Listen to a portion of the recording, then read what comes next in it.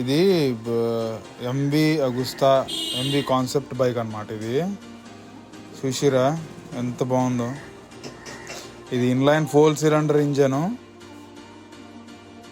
998 liquid cooled retro style bike. ఇది దీని cost ఎంతో తెలుసా మీకు?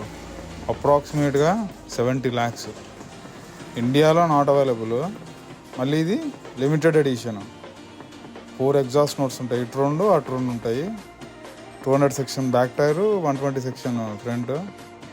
బ్రాంబో 4 పిస్టన్ క్యాలిబర్స్. అనలాగ్ మీటర్ ఇచ్చాను చూసిరా, సింగిల్ సీటెడ్.